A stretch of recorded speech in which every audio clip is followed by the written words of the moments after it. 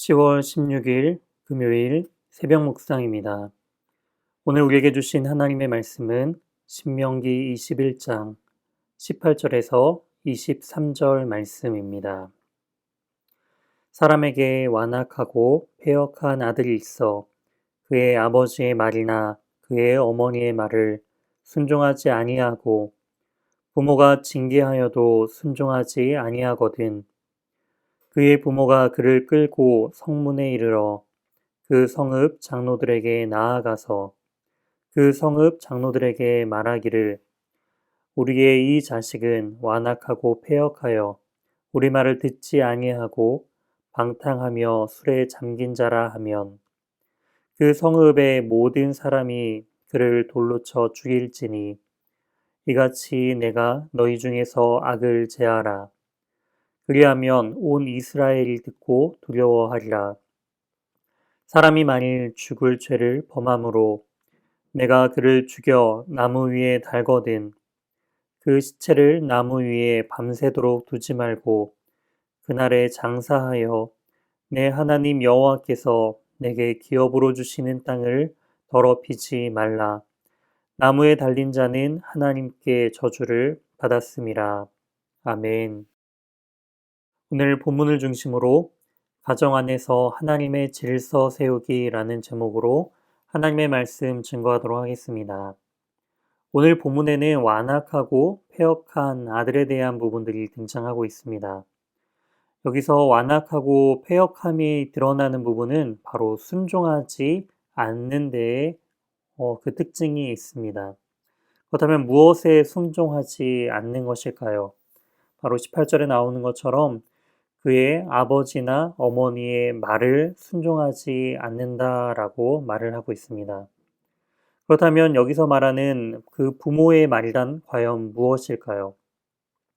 이스라엘에게 있어서 그 부모가 자녀에게 가르쳐야 할 가장 중요한 것은 바로 하나님의 말씀, 그 율법이었습니다. 즉 부모의 말에 순종하지 않는다라는 것은 그 부모가 전해주는 하나님의 그 말씀과 율법에 순종하지 않는 것을 의미하고 있습니다. 이러한 완악하고 패역한 아들은 부모가 끌고 성문에 이르러서 바로 모든 사람이 보는 앞에서 바로 장로들에게 그 아들을 데려 나아간다라는 데 있습니다. 성읍 장로들은 바로 그 율법을 그 완악하고 패역한 아들이 지켰는지 지키지 않았는지에 대한 판단을 하는 자들임을 우리는 알 수가 있습니다. 그리고 완악하고 패역함은 바로 행동을 통해 드러나게 되어 있는데요. 바로 20절 하반절에 나와 있는 것처럼 방탕하며 술에 잠긴 자라고 표현을 하고 있습니다. 즉, 생활을 절제하지 못하고 하나님의 말씀에 온전히 순종하며 나아가지 않는 자가 바로 완악하고 패역한 상태에 있는 자다라는 것을 우리는 말씀을 통해 알 수가 있습니다. 이러한 자는 바로 성읍의 모든 사람들이 그 장로들의 판단의 결정에 의해서 또한 돌로 쳐 죽이는 것을 볼 수가 있습니다. 이러한 이유는 바로 공동체 안에 악을 제하기 위함이다라는 것을 성경은 기록하고 있는데요. 실제로 이러한 율법이 시행된 사례는 성경에 기록되어 있지는 않습니다. 하지만 이렇게 강력한 율법의 제약을 통해서 죄를 사전에 방지하기 위한 그러한 교훈적인 목적이 있다라는 것을 우리는 또한 알 수 있고요. 신약에 그 패역한 아들에 대한 대표적인 사례를 예수님께서는 잃은 아들의 비유를 통해서 또한 나타내고 있습니다. 아버지를 떠나 방탕한 삶에서 돌아온 아들을 아버지는 거리가 먼데도 불구하고 달려와 아들을 안아줌을 통하여서 바로 이러한 완악하고 패역한 아들이 죽임을 당하지 않도록 보호하고 있다라는 것을 우리는 말씀을 통해 알 수가 있습니다. 율법의 근거로는 죽을 수밖에 없지만 이러한 우리의 연약함을 아시는 주님께서는 우리를 품어주시는 그 바로 하나님이심을 바로 자비롭고 은혜로우신 주님이심을 또한 이 말씀을 통해 나타내주고 있습니다. 이렇게 완악하고 패역한 아들의 문제 다음에는 죄로 인해 죽임당한 시체를 처리하는 문제에 대해서 다루고 있습니다.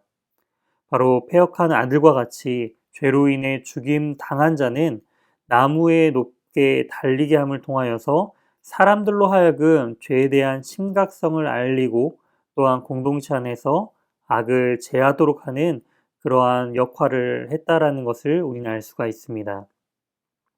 하지만 죄로 인해 죽임 당했다 할지라도 그 시체는 나무 위에 밤새 두지 말 것을 또한 명령하고 계시는데요. 이는 하나님의 형상으로 창조된 바로 인간의 존엄한 부분도 있지만 더 중요한 것은 땅을 더럽히지 않도록 하는데 더 의미가 있다라는 것을 알 수가 있습니다. 왜냐하면 이렇게 나무에 달린 자는 하나님의 저주를 받았기 때문이죠. 오늘 본문은 완악하고 패역한 아들과 죄로 인해 죽임당한 시체를 처리하는 문제를 다루고 있습니다. 이러한 이 본문 안에는 또한 복음이 담겨져 있습니다.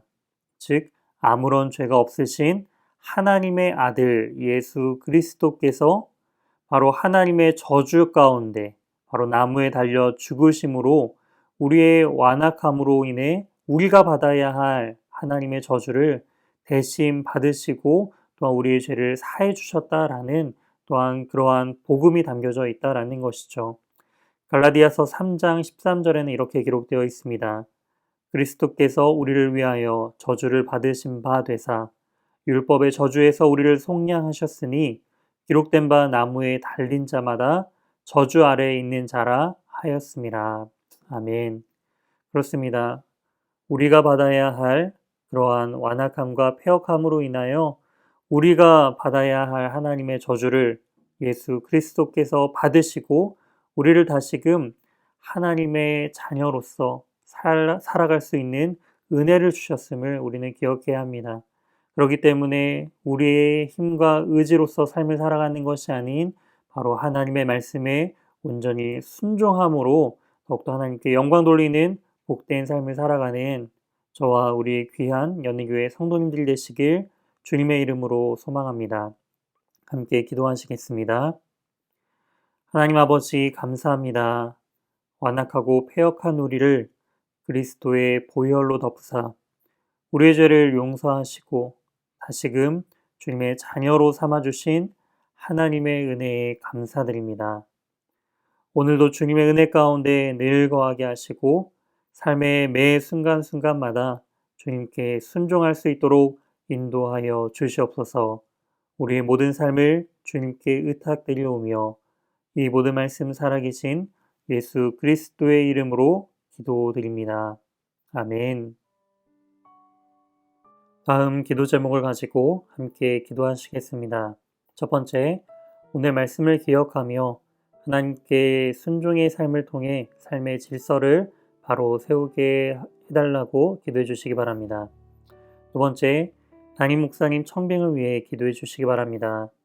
연희교회가 한 몸을 이루는 지체로서 머리 되신 예수님의 말씀과 뜻을 잘 전달할 수 있는 준비된 목회자를 모실 수 있도록 성도들의 영혼을 사랑하고 푸른 초장으로 인도하며 영혼의 생수를 마시며 성장시키는 목회자를 모실 수 있도록 사람의 생각과 방법이 아닌 오직 주님의 뜻과 방법으로 준비된 목회자를 모실 수 있도록 기도해 주시기 바랍니다.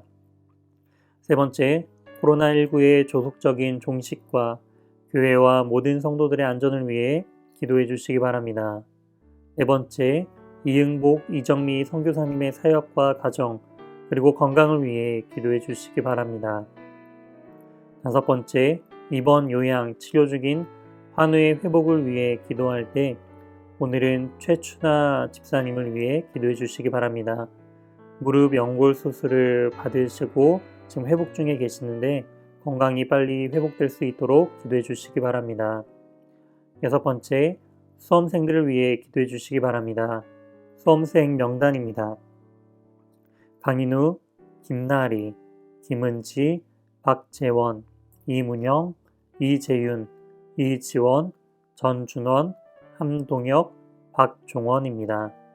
코로나로 인한 어려운 상황 속에서도 수능시험과 입시를 잘 준비할 수 있도록 기도해 주시기 바랍니다.